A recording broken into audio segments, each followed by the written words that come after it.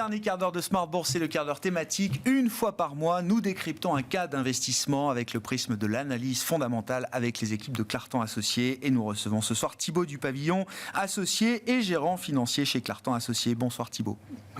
Merci beaucoup d'être avec nous pour nous parler du cas Assa Abloy. En ouverture d'émission, j'ai parlé du roi de la serrure pour simplifier un petit peu l'idée. Mais vous allez nous expliquer qui est Assa Abloy. C'est un groupe suédois qui est leader mondial dans son domaine. Oui, exactement. C'est assez extraordinaire comme entreprise. C'est le leader mondial des accès à la fois mécaniques et digitaux. C'est une entreprise qui fonctionne sur un modèle qui est assez résilient, parce que 2 tiers de l'activité, c'est du remplacement, qui voit son mix produit s'améliorer depuis une trentaine d'années, de façon assez continue, qui a une politique d'M&A très habile, et puis qui est extrêmement bien gérée avec des marges élevées. De mon point de vue, c'est vraiment l'entreprise de fonds de portefeuille, comme on disait autrefois, de père de famille, qu'on peut acheter aujourd'hui dans de bonnes conditions à un prix raisonnable. Voilà. C'est la grande qualité de fonds de portefeuille qu'on recherche pour construire un portefeuille et pour assurer un portefeuille. C'est ça, exactement, Thibaut, hein. Exactement. Ouais. Qu'est-ce qu'ils font quand vous dites accès digitaux et physique? Moi, je dis serrure, mais je comprends que c'est un peu plus compliqué que ça, quand même. Oui, mais c'est les origines de l'entreprise. Elle a été créée en 1994, ce sont 2 Nordiques qui se sont mariés, un Suédois, Assa, et un Finlandais, Abloy, qui faisaient des serrures et des cadenas. Et ils avaient en tête que, vous l'imaginez bien, que c'est un marché de remplacement et que la clientèle est très fidèle à des marques fortes. Si vous cassez votre clé dans votre serrure en rentrant ce soir, il est assez vraisemblable que vous changez le barillet, mais pas toute la serrure et pas toute la porte blindée, évidemment. Et donc, il y a des positions à qui sont très fortes. Alors, ça, c'est le métier originel. Et puis, ils ont migré vers plus de valeur ajoutée, vers des serrures électromécaniques. Donc, quand vous composez, par exemple, un code sur la serrure, des serrures qui sont digitales, des serrures qui... dans les chambres d'hôtel, vous savez, vous avez parfois vous pouvez éviter de passer par la réception, on vous envoie un token et vous pouvez accéder directement à votre chambre avec votre smartphone.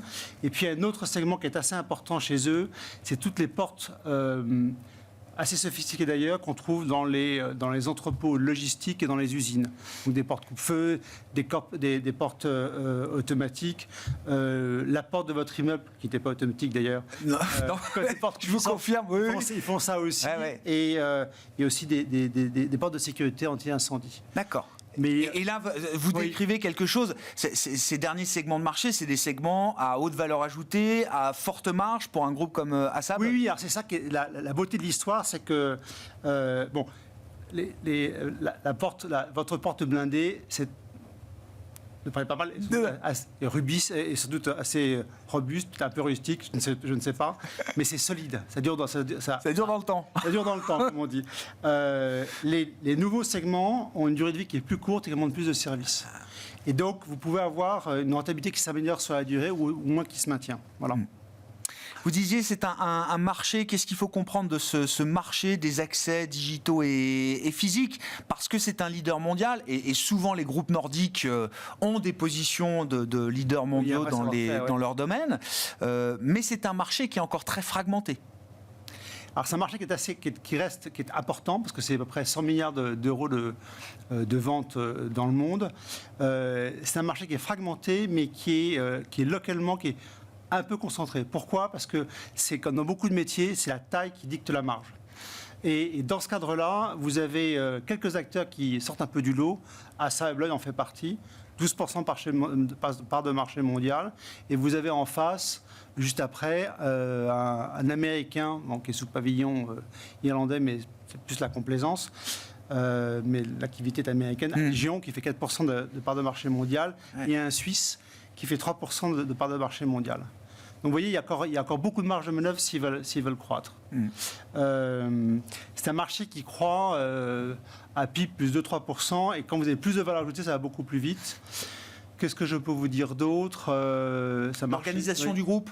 Vous dites, Oui. au tournant des années 2000, il y a eu presque une révolution culturelle, opérationnelle au sein du groupe ASSA ABLOY, c'est clé. qui fait tout son intérêt aujourd'hui, j'imagine. Oui, c'est clé, c'est vraiment déterminant. Mais d'ailleurs, je me demande, c'est pas l'organisation n'est pas symptomatique de beaucoup de groupes nordiques. Ah oui. Donc entre 1994 et 2000, le groupe a acheté des marques à tout va pour asseoir des positions sur la durée. Et tout ça s'est fait au prix d'un endettement assez lourd qu'il a fallu digérer. Donc révolution culturelle au sens où ils ont changé un peu leur métier. Ils sont devenus plus des assembleurs et des concepteurs. Ils ont standardisé le plus possible les composants pour les faire fabriquer dans les pays low cost. Parallèlement à cela, ils ont une logique assez lean. Donc, la lean management, c'est surtout le plus possible d'éviter le grain de sable qui fait que les opérations vont être plus longues, plus compliquées. Ils ont une logique d'automatisation. Alors, c'est encore limité, mais parce que ASSA ABLOY, c'est 70 pays dans le monde, 52 000 employés, 180 usines. Ils commencent à robotiser un peu à marche forcée. Ils ont, en 2018, ils avaient 1000 systèmes robotisés, non, 100 systèmes robotisés. Il va y avoir 600 ou 700 aujourd'hui. D'accord. Donc ça va assez vite quand même. Ouais. Et les équipes sont locales parce que les habitudes sont locales aussi. Mais l'objectif est aussi de partager le plus possible d'informations entre les différents marchés pour que la technologie progresse ici et là. Donc il y a beaucoup d'échanges, oui. C'est un groupe qui est un consolidateur naturel de son marché, vous l'expliquiez tout à l'heure, un marché qui est encore très fragmenté. Il mène un rythme d'acquisition assez soutenu, assez intense. Qu'est-ce qu'ils achètent en l'occurrence, Thibault ?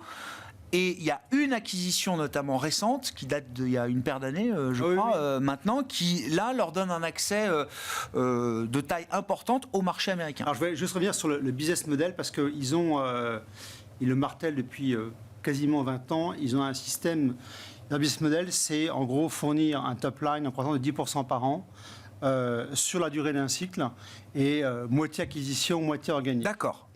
Avec une logique, c'est d'étendre le plus possible le portefeuille, d'acquérir de nouvelles géographies, de densifier le maillage géographique et d'avoir un portefeuille le plus large et le plus intelligent possible.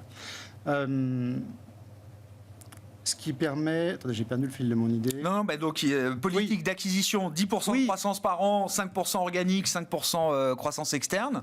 Oui, ils ont fait 300 acquisitions. Donc ils ont un vrai savoir-faire en matière de fusion-acquisition, d'intégration. Ils sont très forts, ils ont fait 300 depuis la création du groupe, et en fait, il reste beaucoup sur le pied.